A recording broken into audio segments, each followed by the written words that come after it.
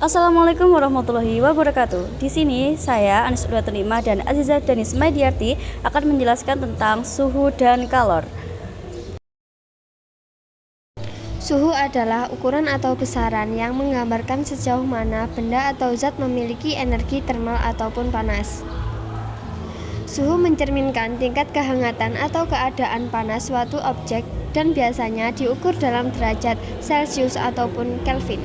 Termometer adalah alat yang digunakan untuk mengukur suhu zat. Pengisi termometer adalah raksa ataupun alkohol. Selanjutnya adalah raksa. Raksa telah lama digunakan sebagai zat pengisi dalam termometer karena memiliki titik beku yang rendah dan titik didih yang tinggi, sehingga cocok untuk mengukur suhu ekstrim. Namun, raksa mengandung bahan beracun yang berbahaya bagi kesehatan manusia dan lingkungan. Alkohol. Keuntungan menggunakan alkohol sebagai zat pengisi termometer adalah lebih aman dan lebih ramah lingkungan dibandingkan dengan raksa.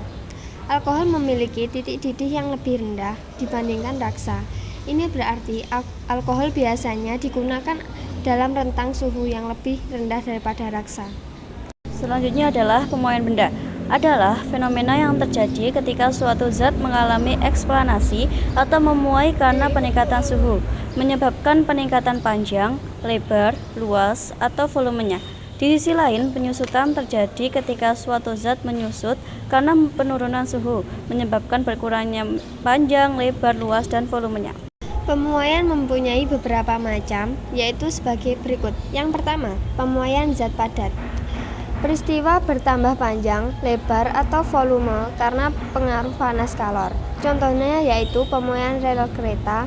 Benda padat mengalami pemuaian di semua bagian benda tersebut, volume tetapi untuk memudahkan mempelajarinya. Pemuaian zat padat dibagi menjadi tiga, yaitu pemuaian panjang, pemuaian luas, dan pemuaian volume.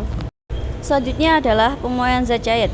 Zat cair memiliki sifat utama yaitu menyesuaikan dengan bentuk wadahnya.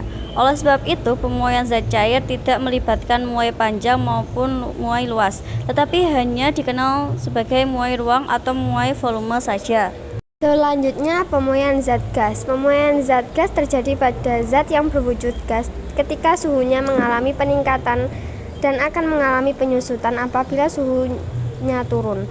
Zat gas tidak mengalami pemuaian panjang luas, tapi seperti halnya arti air dan gas juga hanya mengalami pemuaian volume. Rumus pemuaian zat padat dibagi menjadi tiga, yaitu pemuaian panjang, pemuaian luas, dan pemuaian volume, yang dapat dilihat sebagai berikut. Selanjutnya adalah rumus pemuaian zat cair dan rumus pemuaian zat gas dapat dilihat sebagai berikut. Selanjutnya kita akan membahas tentang kalor. Kalor adalah bentuk energi yang terkait dengan perpindahan energi termal antara suatu sistem dan lingkungannya karena perbedaan suhu. Ketika suatu benda atau zat dipanaskan, partikel-partikelnya menjadi lebih aktif dan bergerak lebih cepat, sehingga meningkatkan energi kinetiknya. Energi kinetik ini disebut kalor. Kalor dapat berpindah dari suatu benda ke benda lain atau dari benda ke lingkungannya, menyebabkan perubahan suhu dan perubahan fase materi. Jenis perpindahan kalor yaitu konduksi. Konduksi adalah perpindahan panas melalui zat padat yang tidak ikut mengalami perpindahan partikelnya. Apabila ujung sebatang logam dipanaskan di atas api, ujung yang lain akan menjadi panas. Hal ini menunjukkan kalor berpindah ke bagian yang memiliki suhu yang lebih rendah. Persamaannya sebagai berikut. Selanjutnya adalah konveksi, yaitu perpindahan panas melalui aliran zat perantaranya ikut berpindah jika partikelnya berpindah dan mengakibatkan kalor merambat akan menjadi konveksi.